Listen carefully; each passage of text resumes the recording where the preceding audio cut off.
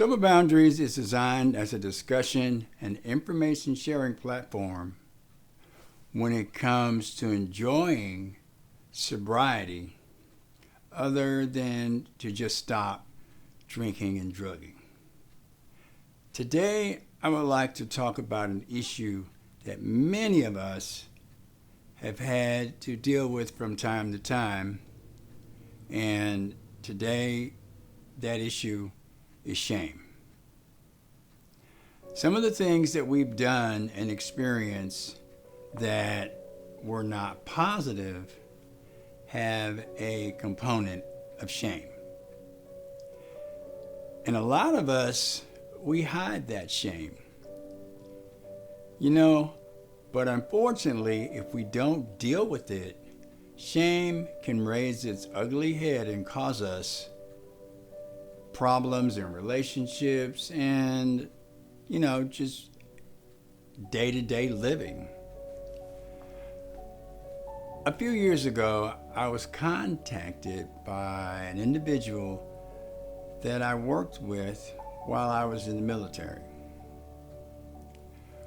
We both had been part of the crew force that performed 24-hour shifts manning a long-range underground nuclear missile.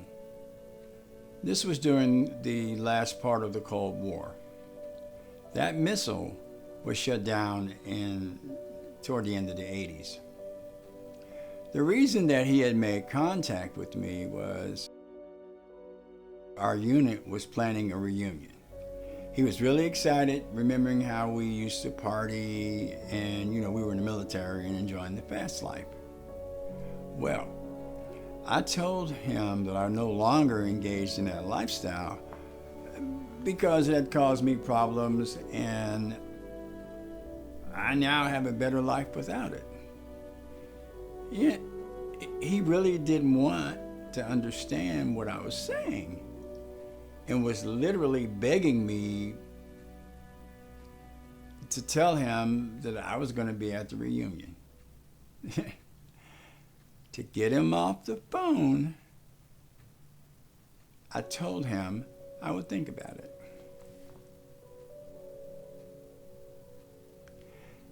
After some of the other crew members noticed that I had not made any commitment regarding the reunion, I received multiple phone calls and text messages from former, crew members trying to convince me to promise them that I would be at the reunion.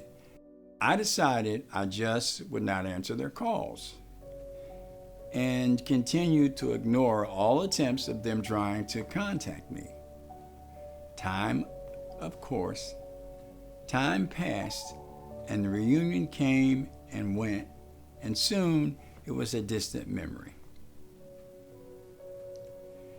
Surprisingly, sometime later, after the reunion, I received a phone call from a guy that I considered one of my closest friends while I was in the military. We partied some, but we also hunted and fished a lot.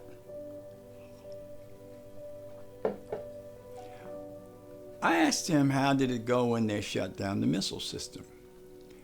He told me that a lot of the administrative problems ended up having people not getting the new jobs that they really wanted. He felt that he was not treated the way he should have been, considering the sacrifices that were made pulling alerts, being away from our families. He told me that he began to drink a lot after he was moved to a base and into a job he really didn't want. He also confided in me that his drinking problem almost cost him his career, and it eventually could have cost him his life. He told me that he had gotten his drinking under control and was doing fine in retirement. He talked about the fun that he had at the reunion without drinking and how excited he was to see a lot of the old friends and acquaintances and how everyone said that they really missed me. He told me that he understood why I didn't come. We talked for a little while and promised to stay in touch.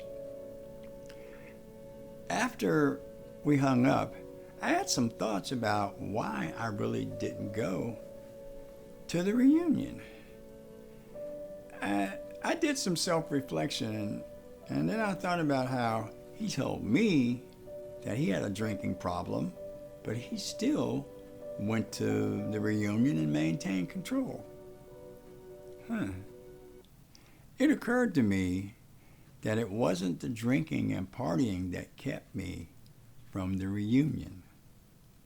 I got honest with myself and admitted that I was simply ashamed.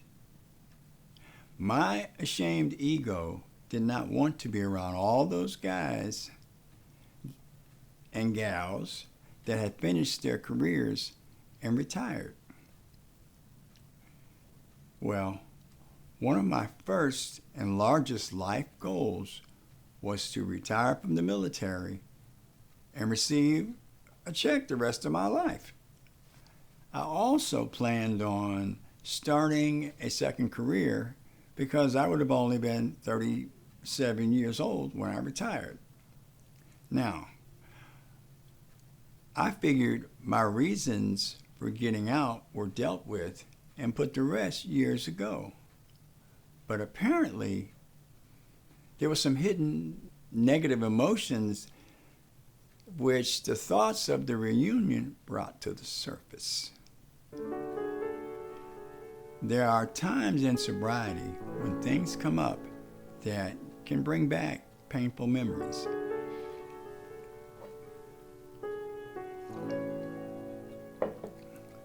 When these memories come up, we need to meet them head on, expose them, and discuss the situation so it won't jeopardize our peace and possibly our sobriety.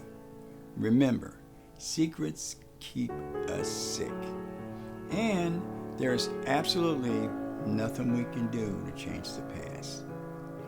So, let's just confront these issues, get over them, and keep our peace. By the way, I plan to make the next reunion. If you like the content on this channel, please subscribe and share. And also, please post any questions and comments, as we really would enjoy hearing from you. Thank you for joining us. We hope to see you next time. My name is Ray Davis. Take care.